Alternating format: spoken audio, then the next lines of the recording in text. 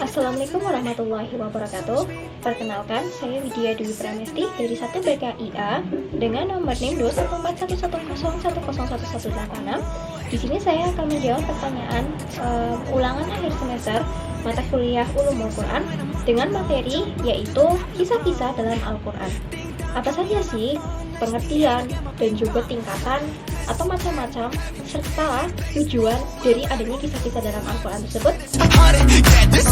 Langsung saja kita akan ke materi yang pertama, yaitu ada definisi atau pengertian kisah dalam Al-Quran. Secara bahasa atau secara etimologi, kisah berasal dari bahasa Arab yaitu al-qasyu yang artinya mencari atau mengikat jejak. Pengertian al-qasyu sendiri juga bermakna lain, yaitu seperti potongan berita atau berita yang berurutan dan juga berita yang diikuti. Jadi kesimpulannya ialah yang dimaksud dengan kisah dalam Al-Quran adalah segala pemberitaan dalam Al-Quran yang menyangkut semua hal ikhwat yang berhubungan dengan umat terdahulu, kenabian terdahulu, peristiwa-peristiwa terdahulu yang telah terjadi di masa lampau. Kisah dalam Al-Quran merupakan salah satu mukjizat yang diperuntukkan kepada umat manusia yang memberikan pedoman tentang hal-hal yang telah terjadi di masa lampau untuk memberikan pedoman tentang bagaimana kita memberikan solusi tentang masalah-masalah yang akan terjadi di masa yang akan datang. Lanjut untuk materi yang kedua, ada macam-macam kisah dalam Al-Quran. Dibagi menjadi dua tinjauan. Tinjauan yang pertama yaitu dari segi waktu dan yang kedua dari segi materi. Untuk segi waktu dibagi menjadi tiga. Ada kisah gaib pada masa lampau yang tidak dapat ditangkap oleh panca indera. Contohnya seperti kisah kaum Ad dan Thamud serta kehancuran kota Iran dan juga cerita Fir'aun.